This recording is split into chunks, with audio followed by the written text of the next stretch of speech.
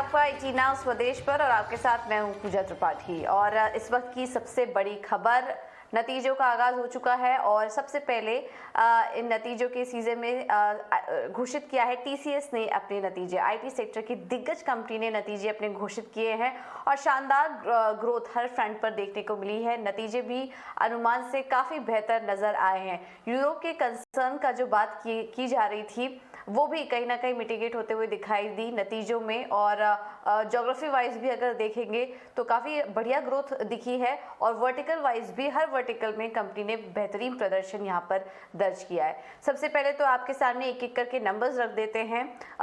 Dollar terms में बात करेंगे तो 6,877 मिलियन ये आंकड़ा दर्ज हुआ है। करीब 1.4% की बढ़त कंपनी ने दर्ज की। 1.5% की ग्रोथ, हमारा अनुमान 1% के आसपास का था। रूपी टर्म्स में भी देखेंगे तो आय में करीब 4.8% की ग्रोथ हुई है। हमारा अनुमान 4.2% ग्रोथ का था। एबिट मार्जिन भी देखेंगे तो 23.9% का हमारा अनुमान था, उसके सामने 24% के आंकड़े कंपनी ने घोषित किए। तो इस फ्रंट पर भी अनुमान से बेहतर नतीजे। मुनाफे में अगर देखेंगे तो वहां पर भी करीब जो हमारा अनुमान था सेम ऐसा ही कुछ नंबर देखने को मिले। 10,430 करोड़ के मुनाफे के फ्रंट पर आंकड़े देखने को मिले हैं और इस बार पहली बार ऐसा हुआ है कि कंपनी ने का जो मुनाफा है वो 10,000 करोड़ के पार पहुंच चुका है। तो ये एक बड़ी बात है, बड़ा माइलस्टोन फाइनली कंपनी अचीव करते हुए नजर आई है। और हम जो अनुमान भी कर रहे थे उससे भी काफी बेहतर आंकड़े यहाँ पर देखने को मिल रहे हैं। करीब करीब 8.5%, 8.4% की ग्रोथ यहाँ पर कंपनी ने दर्ज की है। कांस्टेंट करेंसी टर्म्स में भी बात करेंगे तो हमारा अनुमान 3.2% का था और उसके सामने अगर देखेंगे तो अनुमान से काफी बेहतर नंबर्स 4% की ग्रोथ कंपनी ने दर्ज की है।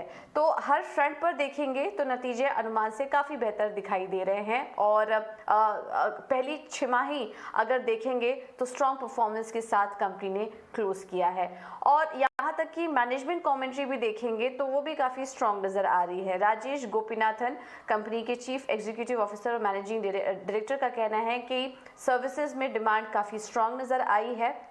इसके अलावा profitable growth across the verticals काफ़ी स्ट्रॉन्ग इस बार देखने को मिले हैं और ऑर्डर बुक में भी एक काफ़ी अच्छी ग्रोथ देखने को मिल रही है।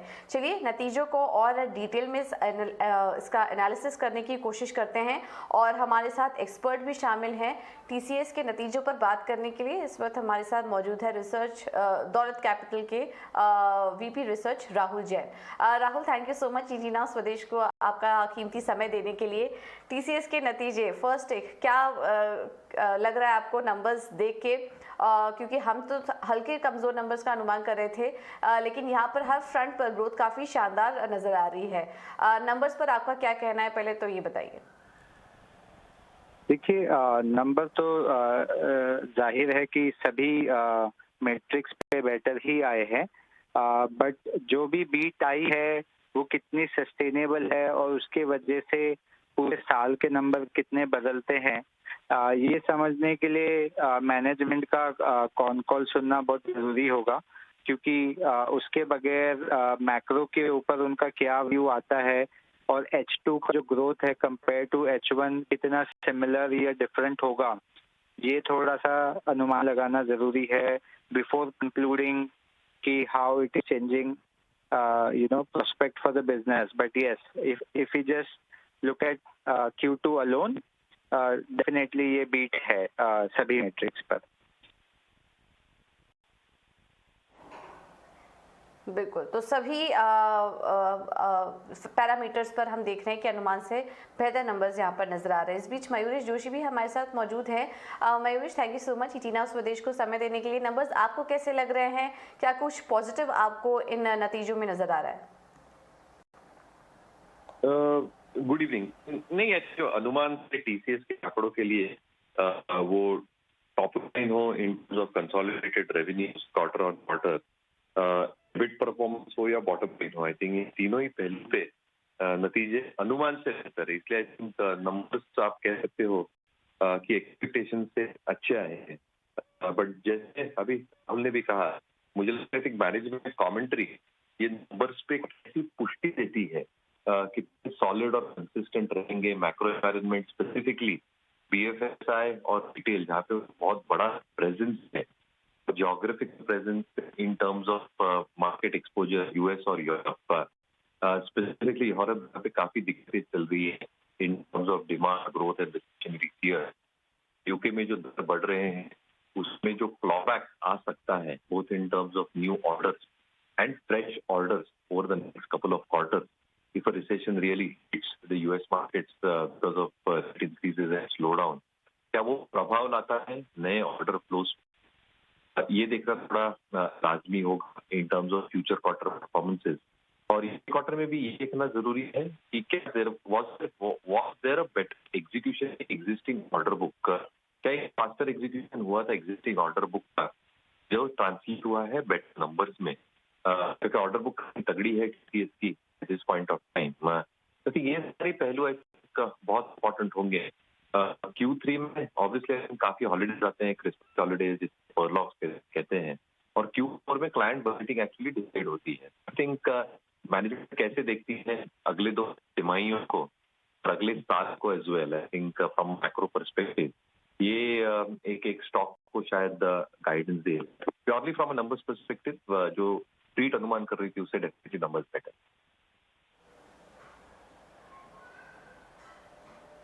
तो स्ट्रीट हम जो एक्सपेक्ट कर रहे थे उससे काफ़ी बेटर नंबर्स आए। ऑर्डर बुक जो अभी मयूरेश थोड़ी पहले बात भी कर रहे थे, $8.1 बिलियन की ऑर्डर बुक इस वक्त नज़र आ रही है, और अक्रॉस द वर्टिकल यहाँ पर जो ग्रोथ नज़र आ रही है वो काफ़ी ज़्यादा बेटर है।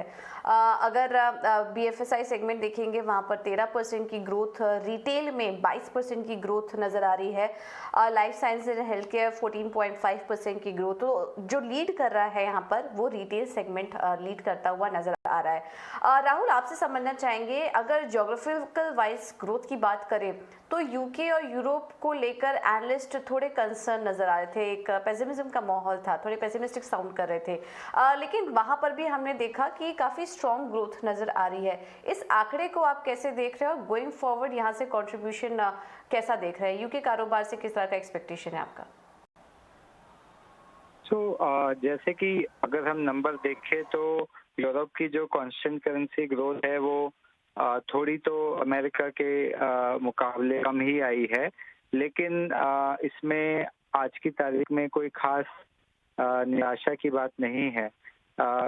बट जैसे कि पहले भी मैंने कहा, जो भी मैक्रो रिलेटेड प्रॉब्लम है वो यूरोप में इकोनॉमिक लेवल पे अभी पिछले ही क्वार्टर में Q2 में ही काफ़ी ज़्यादा एलिवेट होनी चालू हुई है, और जब बिजनेस को अपने लेवल पर इम्पैक्ट आता है वहाँ से उसके बिजनेस के डिसीजन में चेंज आने में, उसके वेंडर को बिजनेस इम्पैक्ट आने में करीबन 6 से 9 महीने तक का भी लैग हो सकता है।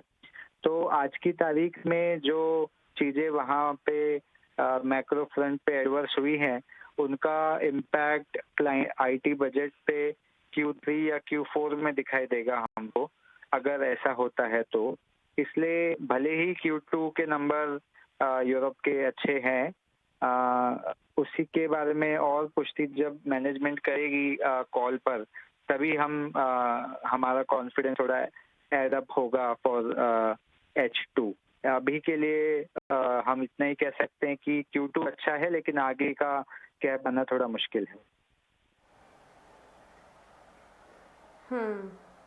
बिल्कुल, तो कॉल काफ़ी इम्पोर्टेंट होगी। मयूरेश, आपसे भी समझना चाहेंगे आगे की गाइडेंस में और अभी मैनेजमेंट की जो कॉल होने वाली है उसमें आप क्या वॉच करेंगे? क्या इम्पोर्टेंट कमेंट्री मैनेजमेंट की तरफ से आप सुनना चाहेंगे?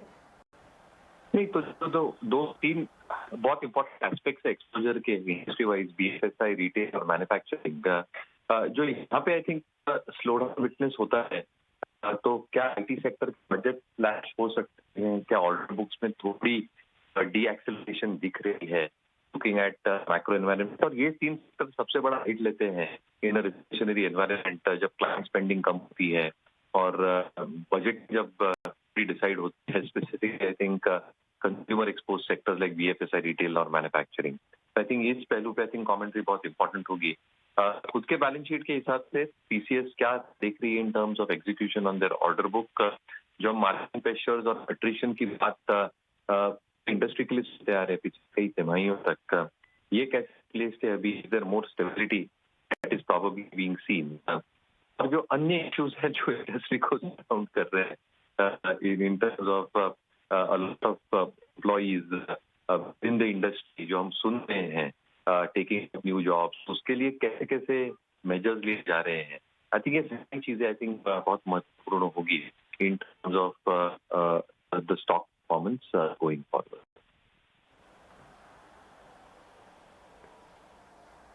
ओके, तो मैनेजमेंट की कमेंट्री आगे कौन कॉल में किस तरह की गाइडेंस दे रहे हैं, और ये सारे इंपॉर्टेंट पॉइंट्स हैं जिन पर की हमारी नज़र रहेगी। राहुल, इस बीच एक और आंकड़ा आया है, प्रेस रिलीज में हम देख रहे हैं नेट एम्प्लॉय एडिशन जो हुआ है वो 9,840 का हुआ है। लास्ट क्वार्टर ये आंकड़ा करीब 14,130 करोड़ के आसपास का था, और एट्रिशन भी 21.4% रहा है, इसमें बढ़त हुई है। लास्ट क्वार्टर ये आंकड़ा 19.7% के आसपास था। इस आंकड़े को आप कैसे देख रहे हैं? क्या कुछ कंसर्न यहाँ पर आपको दिखाई दे रहे हैं कंपनी के लिए? देखिए, एट्रिशन का जो नंबर है वो Q2 तक एक्सपेक्टेड था कि थोड़ा सा एलिवेटेड रहेगा, दो कारणों से। एक तो पहले जो कि हम पहले से देख रहे हैं कि डिमांड सिनारियो काफ़ी स्ट्रॉन्ग था, तो एट्रिशन और टैलेंट में सप्लाई इशू चल ही रहा था। दूसरी बात ये कि अधिकतर आईटी कंपनी जो हैं वो Q1 और Q2 में अपना वेज हाइक अनाउंस करते हैं, तो उसके बाद जो है एट्रिशन थोड़ा सा ज़रूर बढ़ता है, क्योंकि काफ़ी लोग जो हैं अपना हाइक लेने के बाद ही दूसरा जॉब शिफ्ट करते हैं, क्योंकि वहाँ से उनको थोड़ा बेटर कंपनसेशन मिलता है on top of it. So generally attrition जो है Q1 में पीक होकर आगे कम होता है, तो वही इफेक्ट हम लोग Q2 ऑनवर्ड्स देख सकते हैं। और उसमें जो दूसरा एंगल भी है ग्रोथ का, वो भी कुछ हद तक मॉडरेट होने की एक्सपेक्टेशन है H2 में, तो फिर ये नंबर अपने आप कम हो जाएगा। थोड़े से न्यूज़ फ्लो भी हमने सुने थे सितंबर महीने में कि कहीं कहीं पे वेरिएबल पे कट किया है, कुछ वेंडर्स ने थोड़ा सा हायरिंग फ्रीज या फिर फ्रेशर इंडक्शन का डेफरमेंट किया है। तो आई थिंक वो थोड़ा थोड़ा साइन हमको सुनाई देने लग गया है कि जो ये एट्रिशन साइकिल है ये इस क्वार्टर में पीक हो जाएगी, और Q3 में हो सकता है सभी कंपनियों के एट्रिशन डेटा जो है वो फेवरेबल आने चालू हो जाएंगे। बिल्कुल। मयूरेश, क्विकली एक आखिरी सवाल आपसे। अब इन्वेस्टर स्टॉक में क्या करे? आज तो नतीजों के पहले 2% का मूवमेंट देखने को मिला, नतीजों के बाद क्या कुछ करेक्शन आ सकता है स्टॉक में, या फिर और तेजी आप देख रहे हैं? स्टॉक पर आपका क्या रिव्यू बन रहा है? एज पर दी मेथोडोलॉजी पिवट काफी दूर है स्टॉक, तो आई थिंक प्राइसिंग का बहुत जरूरी है। काफी प्राइस डैमेज टीसीएस के साथ काफी आईटी स्टॉक्स में देख गया है, तो वो कॉन्फिडेंस बिल्डिंग मूव होगी 2 क्वार्टर कंसिस्टेंट नतीजों के बाद, और मैक्रो एनवायरनमेंट में स्पेसिफिकली आई थिंक एक कंसेंसस आ जाएगा कि the worst is probably over, और आईटी क्षेत्र में शायद जितनी बजट कट की हम उम्मीद लगाए बैठे थे बिकॉज ऑफ रिसेशनरी प्रेशर, वो शायद नहीं आएगी। तो आई थिंक अगले 2 क्वार्टर बहुत इंपॉर्टेंट होंगे आईटी सेक्टर के लिए। प्योरली बेस्ड ऑन नंबर्स शायद एक पॉजिटिव टिक स्टॉक में देखने मिले, but we'll still like wait and watch in terms of that consistency. इसलिए अभी एज पर दी ओनियन मेथोडोलॉजी एटलीस्ट थोड़ा सा एक न्यूट्रल का व्यू है, and that will probably depend in terms of the performance of the other stocks well with in the sector itself होता है। तो आई थिंक जो लीडर्स है स्टॉक सेक्टर के, वो शायद उभर के आवे the next couple of quarters, but तब तक हमें लगता है कि ब्रॉड रेंज स्टॉक्स के लिए रहेगी। But no doubt numbers of commentary कल के सप्ताह के लिए at least immediate result expectation positive impact.